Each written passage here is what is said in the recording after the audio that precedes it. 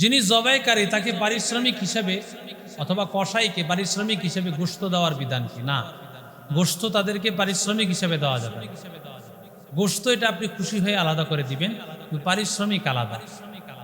যদি সে গোশত আলাদা করে বেশি চায়, বোঝা গেল এটা সে পারিশ্রমিক হিসেবে চাচ্ছে না। তুমি যেই পরিমাণ গোশত দিবে সেটা তোমার আলাদা কথা, কিন্তু পারিশ্রমিক হিসেবে গোশত তুমিও বেশি দিতে পারবে না আর সেও চেয়ে নিতে পারবে না, তাহলে সেটা পারিশ্রমিক হয়ে যাবে। পারিশ্রমিক অবশ্যই হবে টাকা, টাকাটাই পারিশ্রমিক হবে, আর গোশত সেটা তুমি হাদিয়া হিসেবে দিয়ে দিবে। জবেহের যন্ত্রটা কেমন হতে হবে? জবেহের যন্ত্রটা অবশ্যই ধারালো হতে হবে। কোনো ভোতা জবেহকৃত প্রাণী এই অস্ত্র দিয়ে কোনোভাবে জবে করা যাবে না। হযরত ইব্রাহিম নবীকে ইসমাইল ছোট্ট সন্তান, 13-14 বছরের সন্তান বলেছে, আপনি ভালোভাবে ধারালো করে এরপরে আপনি জবে করেন। এই জন্য অবশ্যই ধারালো করে নিতে হবে। কোরবানির প্রাণীর যেই চামড়াটা এখানে কখন খসাবে? আমরা দেখা যায় অনেক কসাই ভাইরা জবে হওয়ার সাথে সাথেই চামড়া খসায় ফেলেন। না, এটা ঠিক না। যতক্ষণ পর্যন্ত একেবারে নিস্তেজ না হবে ততক্ষণ পর্যন্ত চামড়া খসানো জায়েজ হবে না। এক পশুর সামনে অন্য পশু কোরবানি করার বিধান কি? এটা জায়েজ আছে, তবে এটা ঠিক না। একটা পশু আর একটা পশুর সামনে কোরবানি করবেন, সে দেখলে কষ্ট পাবে। একটা পশুকে এইভাবে কষ্ট দিয়ে মৃত্যুর সময় কষ্ট দেওয়াটা ঠিক হবে না। কোরবানির গোশত কি বিধর্মী হিন্দুদেরকে বা বিধর্মী কাউকে দেওয়া যাবে কিনা? হ্যাঁ, দেওয়া যাবে। কোরবানির গোশত তাদেরকে দেওয়া যাবে, এতে কোনো সমস্যা হবে না। যেই ব্যক্তির উপর কোরবানি ওয়াজিব তাকে সারা কোরবানি হবে কিনা? হ্যাঁ, সে যদি অনুমতি দিয়ে দেয় এবং কোরবানির সময়ও যদি যথাযুক্ত হয়ে যায়, যে এলাকায় কোরবানি দিচ্ছে ওই এলাকায় ঈদের নামাজও হয়ে গেছে এবং যেই ব্যক্তির নামে কোরবানি হবে সেই ব্যক্তি নাই, ধরেন কোরবানি হচ্ছে মুন্সিগঞ্জ, সে আছে নারায়ণগঞ্জ, সে যদি অনুমতি দিয়ে দেয় তাহলে হয়ে যাবে। তার সামনে থাকা জরুরি নয়, সামনে না থাকলেও তার কোরবানি হয়ে যাবে। দাতার কোরবানির গোশত খাওয়াটা, এটার বিধান কি? হ্যাঁ, কোরবানি দাতা কোরবানির গোশত খাবে। ওই দিন সে সকালবেলায় একটু পানি পান করেই থাকবে, যতক্ষণ পর্যন্ত তার প্রাণী জবে করার গোশতটা তৈরি না হবে ততক্ষণ পর্যন্ত কিছু না খাওয়াটা ভালো। ওই গোশত দিয়ে যা তার জন্য প্রথম খাবারটা হয়। ঋণ করে কোরবানি দেওয়ার বিধান কি? হ্যাঁ, ঋণ করে কোরবানি দেওয়া যাবে, তবে ঋণটা যদি সুদি ঋণ হয় সেই ঋণ করে কোরবানি দেওয়া যাবে না। হজের সফরে যদি মুসাফির হয় তাহলে কোরবানি দিতে হবে কিনা? হ্যাঁ, হজের সফরে মুসাফির যদি হয় 6 দিন 12 দিনের, এই ক্ষেত্রে তো কোরবানি দিতে হয় না, কিন্তু 15 দিনের হলে তার মুসাফির থাকে না, সে মুকিম হয়ে যায়। আমাদের বাংলাদেশ থেকে যারা যায় সাধারণত 15 দিনের বেশি হয়, এই জন্য তাদের কোরবানি দিতে হবে। বিদেশে যেই লোক আছে তাদের কোরবানির বিধান কি? তারা কোথায় কোরবানি দিবে? বিদেশে যেই ব্যক্তি আছেন তিনি চাইলে বিদেশেও দিতে পারেন, দেশেও দিতে পারেন। যে কোনো এক জায়গায় কোরবানি দিলেই তার কোরবানি হয়ে যাবে। কোরবানির দিন অনেকে হাঁস মুরগি কোরবানির নিয়তে জবে করেন, এটা ঠিক না। আপনি কোরবানির নিয়তে হাঁস মুরগি জবে করা জায়েজ হবে না। আপনি এমনিতেই কোরবানির দিন শুধু তো গরু খাবে, ছাগল উট মহিষ খাবে, বিষয়টা এমন না। ছাগল আপনার হাঁস মুরগিও খেতে পারবে, তবে এটা কোরবানির নিয়তে না, এমনিতেই জবে করবেন আল্লাহর নামে। সামাজিক যেই বন্টন, অনেক এলাকায় সামাজিক বন্টন করে, এটা জায়েজ আছে কিনা? সামাজিক একটা ভাগ দেয়, হ্যাঁ সামাজিক ভাগ, এটা ভালো জিনিস, তবে এই ক্ষেত্রে কোনো জোর জবরদস্তি করা যাবে না। লা ইয়াহিল্লু মালু মুরইন মুসলিমিন ইল্লা বিতিবি নাফসিহি, বাইহাকী শরীফের মধ্যে আসছে, আল্লাহ রাসূল বলেন কারো মাল জোরপূর্বক নেওয়া জায়েজ হবে না। এজন্য যারা দিতে চায় এটা একটা সামাজিক একটা অংশ সবাই এটা দিবে, আর যারা সমাজের মধ্যে দুস্থ কোরবানি করে নাই তারা এখান থেকে একটা ভাগ নিয়ে যায়, এটা জায়েজ আছে। আবার যদি এমন হয় যে কোরবানি দিছে সেও নেয়, যে কোরবানি দেয় না সেও নেওয়ার বিধান আছে, তাহলে সেই ক্ষেত্রে অবশ্যই যে ব্যক্তির সৎকার অংশ থাকে, ওসিয়ত করা কোরবানি আছে একজনের, তাহলে ওইটা তো সৎকা, ওইটা তো নেওয়া যাবে না। সেই ক্ষেত্রে যারা দায়িত্বশীল তাদের কাউকে মালিক বানায় দিবে, তাহলে সে এটাকে সবাইকে দিতে পারবে। কিছু জরুরি মাসআলা যেটা আমাদের সকলের জানা দরকার, আমরা যারা উপস্থিত হয়েছি আমাদের সকলেরই জানা দরকার যে কোরবানি কার উপর ওয়াজিব। বেশ কিছু মাসআলা আমাদের সামনে আছে। কোরবানি এটা কার উপর ওয়াজিব? জিলহজ মাসের 10 তারিখ অর্থাৎ কোরবানির দিন সকাল থেকে সুবহ সাদেক থেকে নিয়ে 12 তারিখ সূর্যাস্তের আগ পর্যন্ত এতটুকু সময়ের মধ্যে কারো কাছে যদি 52.5 ভরি রূপা পরিমাণ সম্পদ কারো কাছে থাকে তাহলে তার উপর কোরবানি ওয়াজিব। জিলহজ মাসের 10 তারিখ অর্থাৎ কোরবানির দিন সকালবেলা ফজরের নামাজ তথা সুবহ সাদেক থেকে নিয়ে 12 তারিখ অর্থাৎ ঈদের তৃতীয় দিন মাগরিবের আগে সূর্যাস্তের আগ পর্যন্ত এতটুকু সময়ের মধ্যে যদি কারো কাছে 52.5 ভরি রূপা পরিমাণ সম্পদ থাকে তাহলে এই ব্যক্তিটার উপর কোরবানি ওয়াজিব। কোরবানি তার দিতে হবে। মান ওয়াজাদা সাআতান আই ইউযাহিয়া ফালাম ইউযাহি ফালা ইয়াকরবান্না মুসাল্লানা। নবীজি বড় ধমকি দিয়েছেন যে কারো উপর কোরবানি ওয়াজিব কিন্তু সে কোরবানি দিল না, ফালা ইয়াকরবান্না মুসাল্লানা, নবী বলেন সে যেন আমার ঈদগাহে না আসে, সে যেন আমার মসজিদে না আসে। মুসা নবী যখন দোয়া করতেছিলেন বৃষ্টির জন্য, বৃষ্টি আসে না, আল্লাহ বলেছিলেন এখানে একজন জিনাকার আছে, সে উঠার আগ পর্যন্ত বৃষ্টি আসবে না। তো মুসা নবীর ঘোষণার পরে জিনাকার আল্লাহর কাছে তওবা করেছে, আল্লাহ তার তওবা কবুল করে ফেলেছেন। আল্লাহ তার তওবা কবুল করে আল্লাহ তাআলা ওটা ভিতরেই বন্ধ করে আল্লাহ তাআলা বৃষ্টির ফায়সালা করেছেন। তাহলে বোঝা গেল, তাহলে এই কথা স্পষ্ট বোঝা যাচ্ছে, এই কথা পরিষ্কার বোঝা যাচ্ছে যে ঈদগাহ, ঈদের জায়গাটা এটা হলো আল্লাহ তাআলার দরবারে আমল কবুল হওয়ার একটা স্থান, আমল কবুল হওয়ার একটি জায়গা, আমল কবুল হওয়ার একটি স্থান হলো ঈদগাহ। সেই জায়গায় যদি কোনো আল্লাহ তাআলা নাফরমান বান্দা আসে, আল্লাহ তাআলা তাকে আসতে দিবে না, কারণ এই জায়গাটা হলো আল্লাহ তাআলার দরবারে ইবাদত কবুল হওয়ার একটি জায়গা।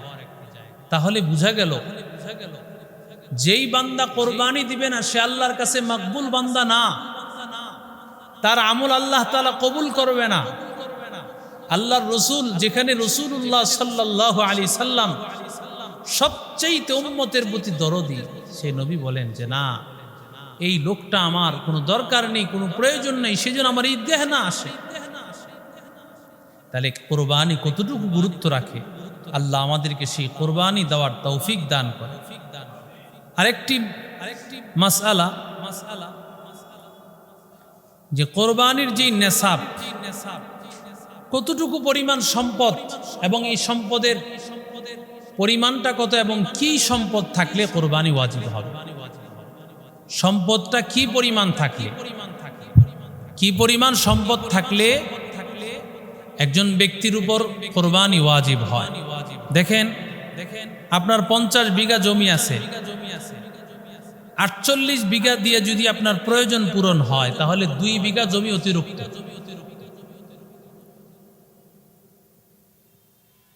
আপনার 2টা ফ্ল্যাট আছে, একটা ফ্ল্যাটে আপনি থাকেন আর একটা ভাড়া, এক ফ্ল্যাট দিয়ে আপনার প্রয়োজন পূরণ আর একটা ফ্ল্যাট আপনার প্রয়োজনের অতিরিক্ত। বাড়িতে অনেক শাড়ি কাপড় আছে যেটা সারা বছরও ধরার প্রয়োজন হয় না,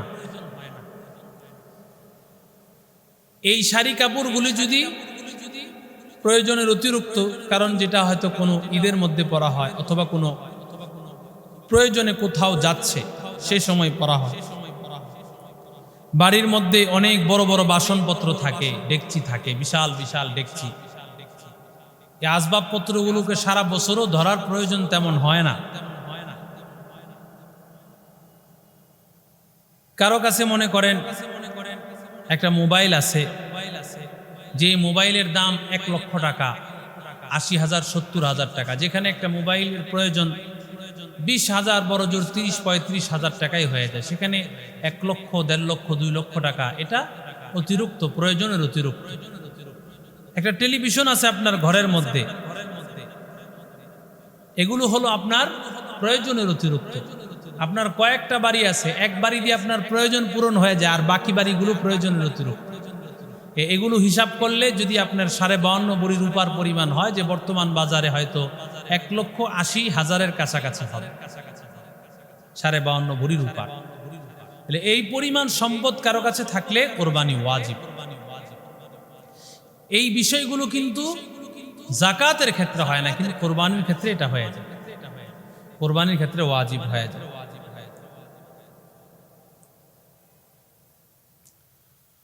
নাবালেগের যে নেশাব থাকে, একটি মাসালা হলো যে নাবালেগের উপরে কোরবানি ওয়াজিব কিনা।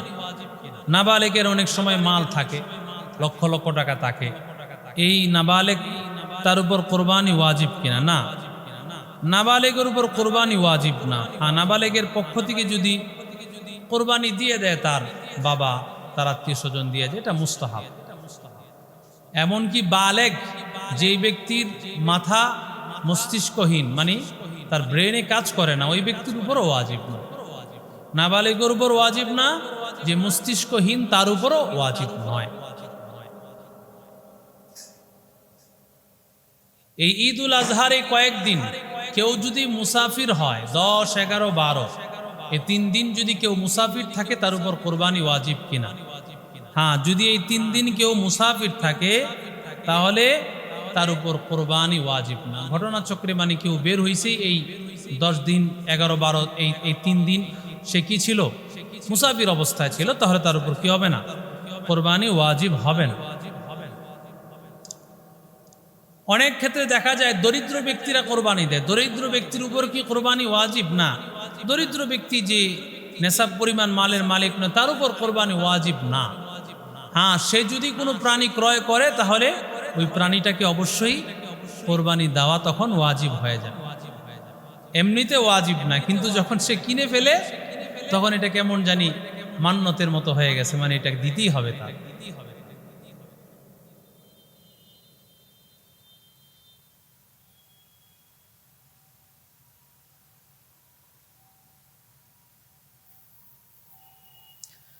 অনেক ক্ষেত্রে দেখা যায় কোরবানির দিনগুলোতে 10, 11, 12, 3 দিন কোরবানি দিতে হয়। এই 3 দিন যদি আপনি কোরবানি দিতে না পারেন, কেন দিতে পারেন নাই? আপনি হয়তো অসুস্থ, মারাত্মক অ্যাক্সিডেন্ট করেছেন, অসুস্থ হয়ে পড়েছেন, আপনার ফ্যামিলি আপনাকে নিয়ে দৌড়াদৌড়ি করে কোরবানি দিতে পারে নাই, অথবা আপনি আপনার বাড়িতে এমন কোনো ব্যক্তি মারা গেছে যার মারার সুখে, মরে যাওয়ার সুখে কেউ কোরবানির চিন্তাও করতেছে না। এই অবস্থায় যদি এই হালতগুলো থাকে, তাহলে এই অবস্থায় কোরবানি এই দিনগুলোতে যদি না দিতে পারে, তাহলে ওই প্রাণীটা, যে প্রাণীটা সে ক্রয় করেছিল, ওইটাই পুরাটা সৎকা করে দিবে, হুবহু ওই প্রাণীটাই সৎকা করে দিবে। হ্যাঁ, যদি প্রাণীটা সৎকা না করে থাকে, সেটাকে যদি জবেহ করে 12 তারিখের পর, তাহলে এই জবাই করা পুরা প্রাণীর গোশতটা সবটাই এতিম, মিসকিন, অসহায় মানুষের উপর এটা সম্পূর্ণটা দান করে দিবে, সৎকা করে দিবে। এটা কেউ খেতে পারবে না।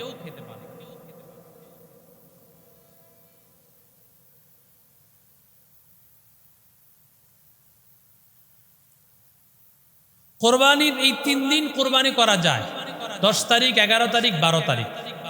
এই 3 দিনের মধ্যে কোন দিন কোরবানি করা আল্লাহ তাআলার কাছে বেশি প্রিয়? হ্যাঁ, প্রথম দিনের মতো কোরবানির উত্তম কোনো দিন আর হতে পারে না। সর্বোত্তম হলো প্রথম দিন, এরপরে না পারলে দ্বিতীয়, এরপরে নালে তৃতীয় দিন। অবশ্যই সূর্যাস্তের আগে, আসরের নামাজের পরপরই শেষ করতে হবে, না হলে কিন্তু এই কোরবানির প্রাণীটা হুবহু জবে করে দিবে। অথবা যদি কোরবানি ওয়াজিব কারো উপর যদি হয়ে থাকে, এখানে আরেকটা মাসালা, কোরবানি ওয়াজিব হইছে, দেয় নেই, তাহলে সে পরবর্তীতে একটা খাসির টাকা পরিমাণ, একটা খাসি ক্রয় করতে যেই টাকা লাগে, ওই টাকাটা সে শরীর সম্পূর্ণটা সৎকা করে দিবে। রাতের বেলায় কোরবানি করা যাবে কিনা? হ্যাঁ, রাতের বেলা অবশ্যই কোরবানি করা যাবে। বিশেষ করে 10 তারিখেও করা যাবে, 11 তারিখেও করা যাবে, কিন্তু 12 তারিখ করা যাবে না।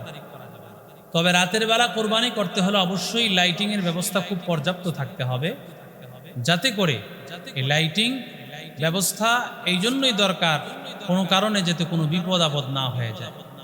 বিপদ আপদ হয়ে গেলে হয়তো বা কেটে যাবে, আঘাতপ্রাপ্ত হবে, এটা যেন না হয়, প্রাণীটা সুন্দরভাবে কাটা যায় এবং কেউ যেন ক্ষতিগ্রস্ত না হয়।